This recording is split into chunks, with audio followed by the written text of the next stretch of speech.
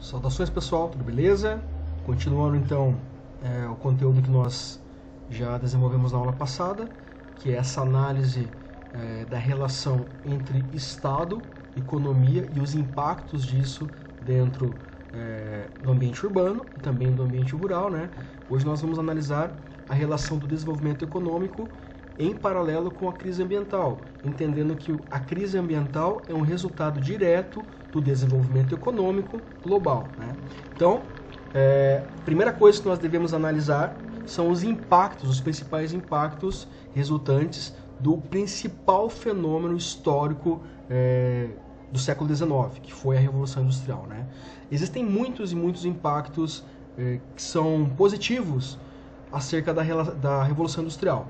Porém, nós não podemos nos furtarmos de analisar quais são os impactos negativos da Revolução Industrial. E aqui eu elenquei para vocês os principais, o que vocês devem lembrar quando vocês forem analisar um texto, numa prova de Enem, que esse assunto sempre aparece, né? Questões ambientais relacionadas ao desenvolvimento tecnológico sempre aparece como tema ou como questões do Enem, seja nas questões de geografia, de sociologia ou até mesmo de história, né?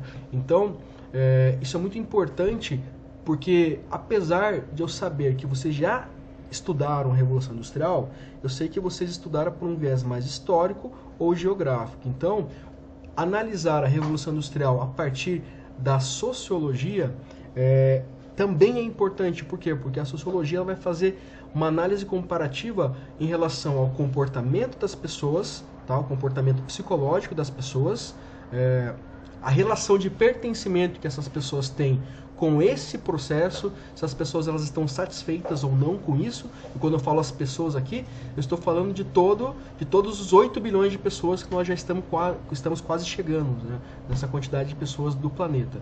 Então, como as pessoas analisam isso, como as pessoas se relacionam com esse desenvolvimento tecnológico. Então, aqui são esses os três principais impactos da Revolução Industrial. O aumento massivo da produtividade. Então, lembrem-se lá que até o século XVIII, a Europa ela ainda estava funcionando a partir de uma lógica na Europa, do ponto de vista econômico, ainda estava funcionando a partir de uma lógica feudal. O que é esta lógica feudal? Basicamente, o principal modelo econômico desse momento, do século XVIII ainda, era baseado na agricultura, né? Então a agricultura ela sempre foi a base do desenvolvimento civilizacional, desde lá do surgimento das primeiras sociedades. Então o século XIX ele vai trazer essa mudança radical do modelo econômico, de um modelo econômico que existia por muitos e muitos séculos, né? Então isso vai gerar um impacto gigantesco e ainda produz um impacto gigantesco. Então, o aumento massivo da produtividade, fomentado por essa Revolução Industrial, vai produzir um processo de relação com a mercadoria que não tinha precedentes, não existia ainda na experiência humana. E qual é esse impacto? A compreensão de que eu tenho uma mercadoria que ela é massificante, ou seja, ela faz parte de todo um conjunto de mercadorias iguais, ou seja, a roupa que eu visto é a mesma roupa que muitas pessoas vestem. Por quê? Porque faz parte de uma lógica de produção em massa, em larga escala, né? E essa produção também não termina com o consumo, ela vai terminar com os resultados desse consumo. E quais são os resultados desse consumo? O lixo. Quanto nós produzimos de lixo. Então nós vamos ver alguns gráficos na sequência que vão demonstrar a quantidade em toneladas de lixo que as sociedades industrializadas produzem, tá? Outro impacto aqui muito importante, talvez o mais importante oriundo da Revolução Industrial, é a densidade demográfica, ou seja, a quantidade de pessoas que nós temos no planeta a partir do fenômeno Revolução Industrial. Por quê? Porque as indústrias, a presença das indústrias em cidades fomentou o êxodo rural, que foi essa transição das pessoas que viviam no campo, que agora passam a viver dentro do ambiente urbano. E por que elas fazem isso? Porque viver no ambiente urbano garante uma regularidade de recursos que eu não teria lá no ambiente rural. Ou seja, a pessoa que vive no ambiente rural, ela está contingente aos elementos ambientais, climáticos, como estiagem, por exemplo. Então, uma pessoa que vive da agricultura familiar no século XVIII, ela tem que considerar os elementos ambientais, e isso na Europa é muito mais impactante do que aqui na América do Sul, porque na Europa nós temos invernos rigorosos. Então, por isso que a Revolução Industrial ela se torna muito mais atraente no primeiro momento para as pessoas que vivem na Europa, porque na Ásia e na América a realidade do ponto de vista agrário ela é muito diferente. E só para vocês terem uma comparação real de como isso é diferente, não apenas do ponto de vista do desenvolvimento, mas de como a agricultura ela sempre vai ser importante para o desenvolvimento humano, é só nós analisarmos o Brasil em relação à Europa no século XIX. No século XIX aqui no Brasil nós tínhamos o período imperial, né, Dom Pedro I, depois Dom Pedro II, e tanto um como o outro, né, e os regentes ali no período regencial, não fomentaram uma industrialização. Por quê? Porque o escravagismo ainda era muito forte no Brasil. Lembre-se que o Brasil foi o último país da América Latina a acabar com a escravidão. Por quê? Porque a exploração do trabalho escravo ela era fundamental para a lógica econômica do Brasil, que era uma lógica agrária, né? A exploração de commodities agrária, açúcar, depois o café e etc. Né? Então, a Europa, por conta dessa irregularidade da agricultura, promove muito antes esse processo de industrialização, tá? Então isso vai gerar o quê? Uma concentração maior de pessoas na Europa inicialmente e depois esse processo vai ser replicado no restante do mundo.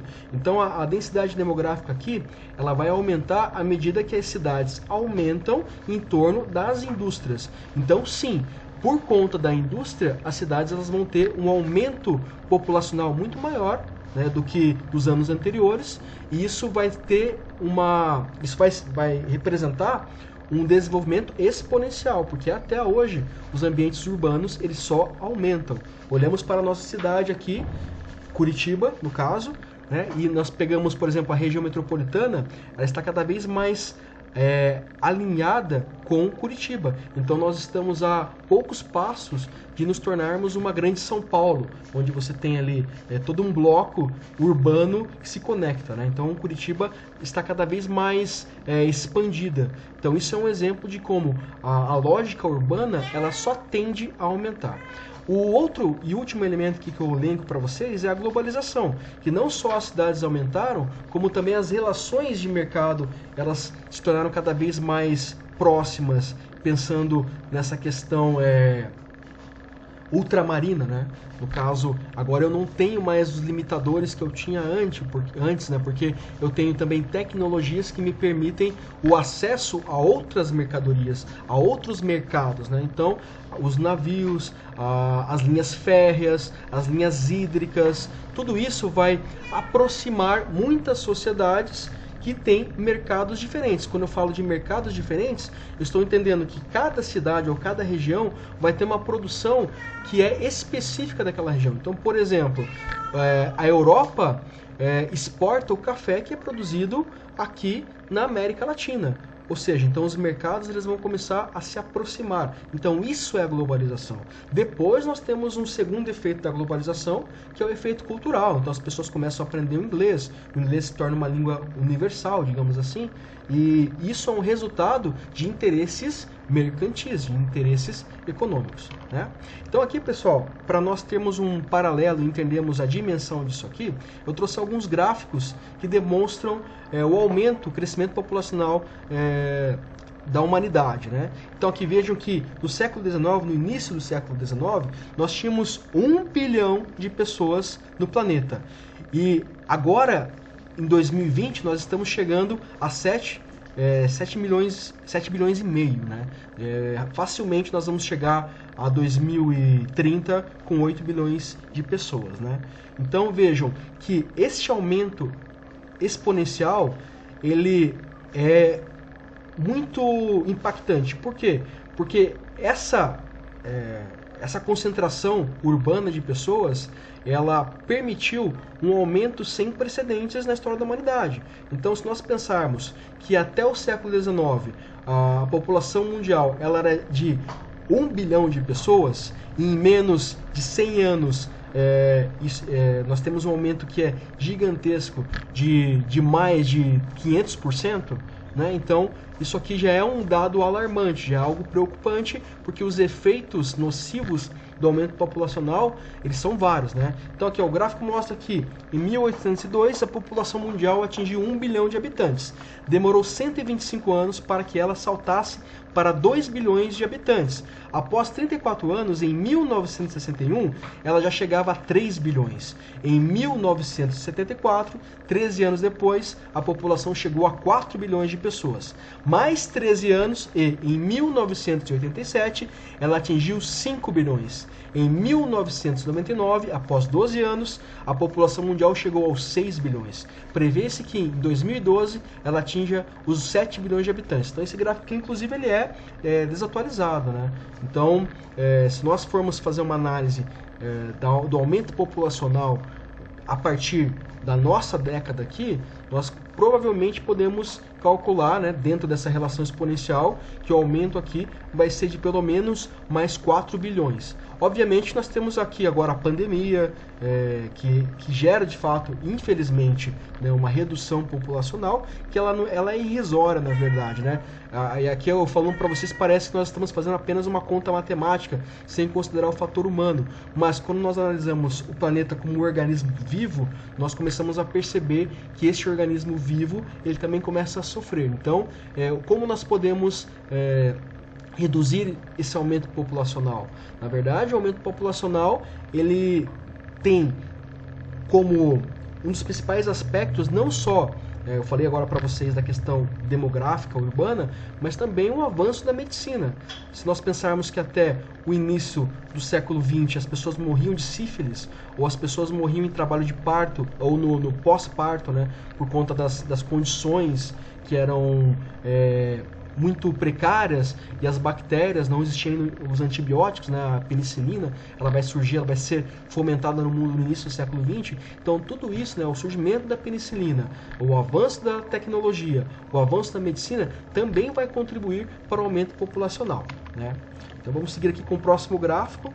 Aqui, pessoal, eu trouxe um gráfico com os maiores emissores de dióxido de carbono no mundo. E o dióxido de carbono é um dos principais elementos que geram um drama humano em relação ao meio ambiente, né? Porque a camada de ozono protege, né, o planeta dos raios ultravioletas. Então o aquecimento global é produzido pela emissão de CO2, né? Então aqui ó, nós temos a China, que produz 11.256 megatoneladas de CO2, né? Os Estados Unidos aqui em segundo lugar, tá?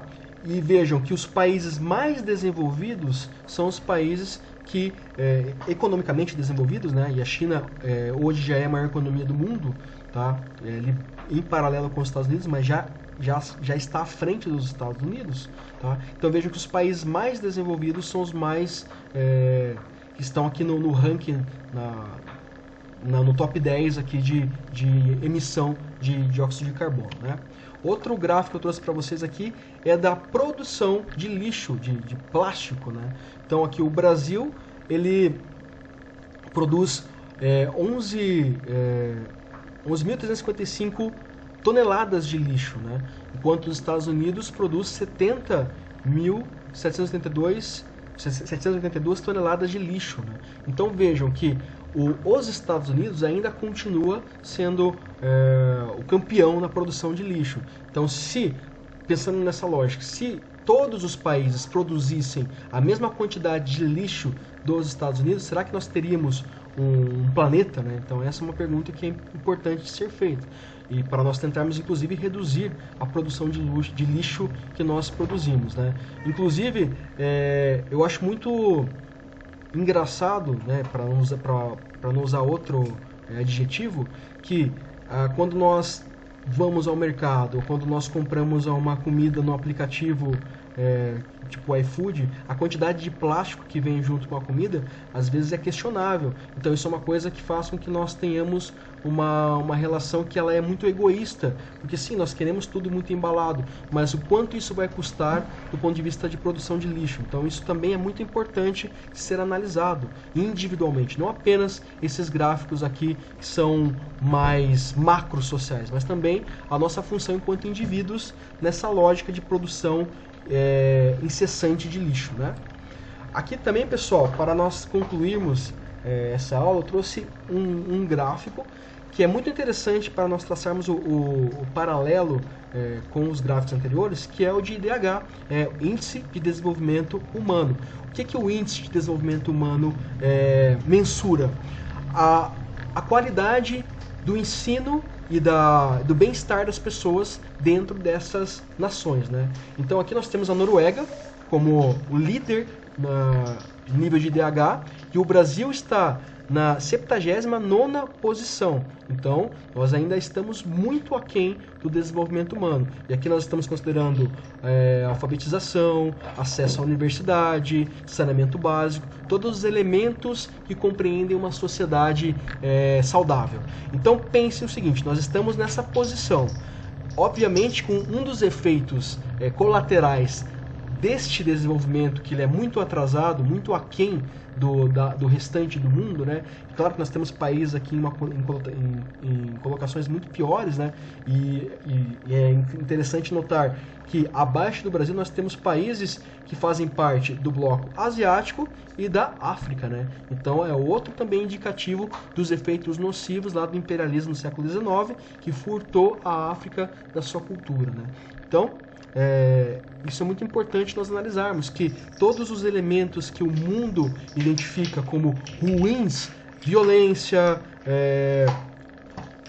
pandemias, né, surgimento de doenças que estavam erradicadas, tudo isso tem a ver com o Índice de Desenvolvimento Humano, que inclusive é uma preocupação da ONU, né? A ONU tem a Carta do Milênio, que foi produzida, foi escrita, né, digamos assim, outorgada no início de 2001, né, que já previa uma intervenção global nessas economias que são subdesenvolvidas. Para o quê? Não porque eles são bonzinhos, mas porque eles sabem que um país que não tem um índice de desenvolvimento humano, ele é um foco de um surgimento de uma pandemia, né, de uma guerra civil, ou até mesmo de grupos terroristas que surgem trabalhando o ressentimento dessas pessoas. Então, o IDH humano, o índice de IDH humano, ele é um dos indicativos mais importantes para nós entendermos a quantas anda o mundo, né? Como o mundo ele está se desenvolvendo. Se ele está se desenvolvendo de maneira equiparativa, né? Todos os países eles têm o mesmo nível de desenvolvimento ou não. E aqui, pessoal, só para vocês terem uma ideia de como isso não tem a ver necessariamente com a história de cada nação, a Noruega, na década de 70, ela era um país que estava lá na 50ª posição. Então vejam que em menos de 30 anos a Noruega conseguiu chegar à pole position aqui, digamos. Por quê? O que eles fizeram? Então é muito importante nós analisarmos a experiência da Noruega para ver o que eles fizeram de certo. É claro que a Noruega é um país muito menor comparado ao Brasil, mas é interessante nós analisarmos e pensarmos o que eles fizeram de correto em relação ao meio ambiente, em relação à educação. Então essas experiências elas devem ser analisadas. Beleza, pessoal? Então a partir disso aqui, eu vou postar uma atividade para vocês, referente a essa aula, para vocês analisarem esses dados, né, e produzirem uma redação de no mínimo 30 linhas, pensando já o Enem, né, no máximo 30 linhas também, porque esse é a quantidade de linhas determinada, para que vocês já possam desenvolver esse raciocínio em relação ao desenvolvimento econômico e o impacto ambiental. Beleza, pessoal? Então, espero que vocês estejam bem. Até a próxima aula. Um abraço.